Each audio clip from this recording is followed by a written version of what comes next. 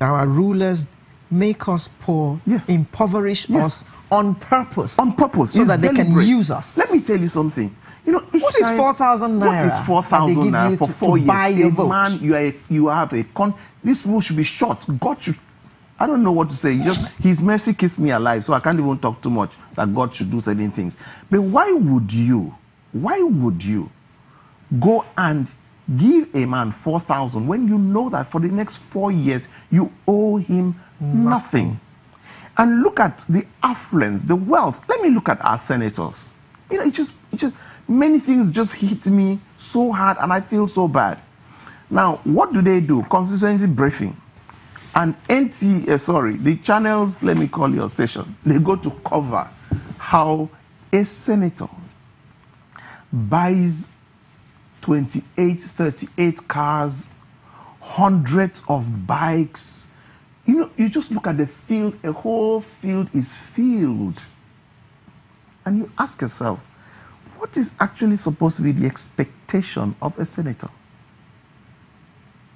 The expectation is supposed to be that he has gone there and represented me by way of taking our concerns and getting the right legislation to cover it. Yeah. He's supposed to owe me the fact that he's done due diligence by way of oversight and that all the departments and agencies are working effectively. He is supposed to help me make laws that make sure that there's power, there's social security, there's housing, and he's supposed to come here and give me that scorecard of how many bills he's been able to sponsor, what he's been able to do. I didn't send him. He's not a businessman that he goes there to make so much money that he comes back here and gives me lots of cars. Okay. And anyway, you don't want cars. You want to be taught how to fish, not given the fish. No, you see, we've made begging to become an institution. It's a job. A young man begs to graduate. He begs to marry a wife, to do a wedding. He begs to get a home to stay in. He begs to get maternity, whatever. When Can the I wife just is beg you to hold your thoughts for a moment? Well, we have Tokwe Fashua joining us from our studio in Abuja. Good morning, Tokwe, and thank you for joining us. We're looking at the Nigeria's Poverty Index, that report, that Brookings report, that put Nigeria ahead of India in the area of people living in extreme poverty. You saw, or you've heard, or you've seen that report, and we're just discussing, is it possible to get out of that space, and how quickly? Okay, thank you very much, Nota. Well, what that report actually says is that poverty has become an African phenomenon. If you went to worldpoverty.io, which is the World Poverty Index, you will see that most of the red zones are actually in Africa, with a few in Asia, 1 or 2 in South America. That tells you that people are moving on. And even in Africa, it's a sub-Saharan African phenomenon. And Nigeria happens to be the poorest in terms of number country in the world. 87, almost 88 million as we speak. Anybody can check it at worldpoverty.io. And what it says is that we are not working actively towards taking people out of poverty. A lot rests on government, it must be said, because like I always say, entrepreneurship and private sector is actually in the business of making money using as little resources as possible.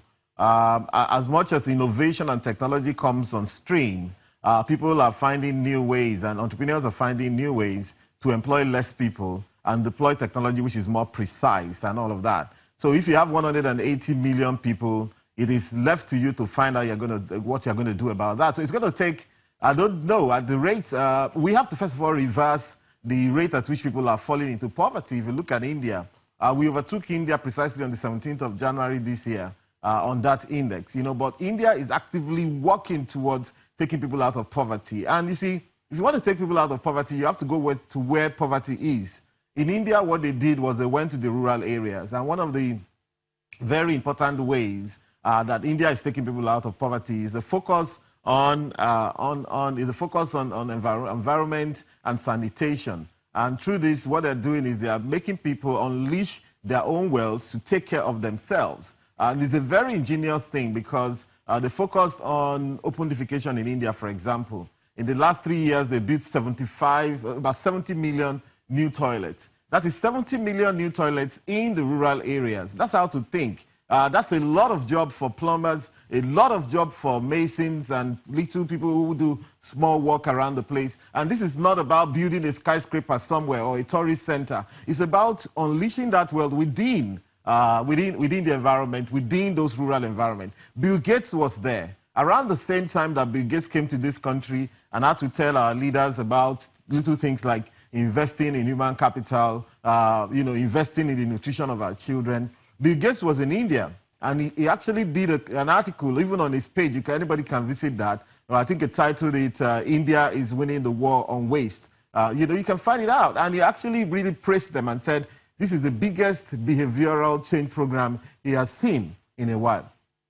So if 180 million Nigerians, out of that about 88 million people are poor, then we have a problem on our hands, and the government must do the needful. The first thing is that, yes, as architect Nyetok said earlier on, as repeated, the whole of Section 2 of Nigeria's constitution actually prioritizes the need for government to do the needful, to take care of its people, to ensure that even in old age, Nigerians are comfortable, that the health of Nigeria, welfare of Nigeria is taken care of. I've heard lawyers say that this is not.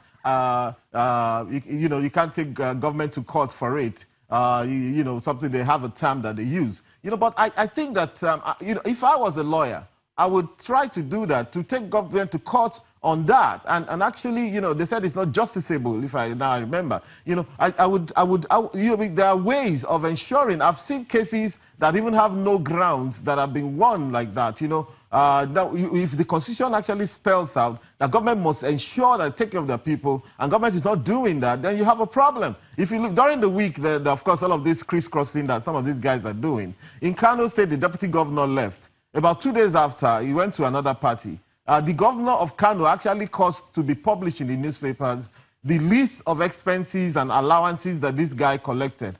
Most of them were on travel. Within 2 or 3 years, this guy collected 203 million naira, traveling to sundry places everywhere in the world, and even in Nigeria. Of course, that's the thing. In the same Kano, we're borrowing money from the World Bank and elsewhere, to even put water in Kano, for potable water to come into Kano. We're borrowing money for the eradication of poverty, and we're hailing some of those things. $150 million was signed recently, for the eradication of poverty. $475 million was signed when Macron, the young man from France, came into this country. We are signing stuff, and we're using our money anyhow. So the first thing is, let's find out what are the causes of poverty. Number one is that they are not actioning the Section 2 of the Constitution. That's for real. All right. Number two, they are not focused on people pro-poor policies that can assist the people. Number three is that people are illiterate and uneducated. I mean, they're illiterate. They can't even connect to the new economy that has emerged. And like Architect Nyetok said, there's also what they call the weaponization of poverty. Well, I also heard Nota said something like that. There's the weaponization of poverty, meaning that they prefer that people remain this way because when you're this way, and when you're poor, 87 million people, that is a lot of numbers to tap into for our political traducers who would rather see people this poor so that they can go there and confuse people with 3,000 naira and 4,000 naira and all of those stuff, and you buy the next 4 years. And this must change. This must change. The people of this country have no more patience for this kind of politics and this kind of economics that our people are playing.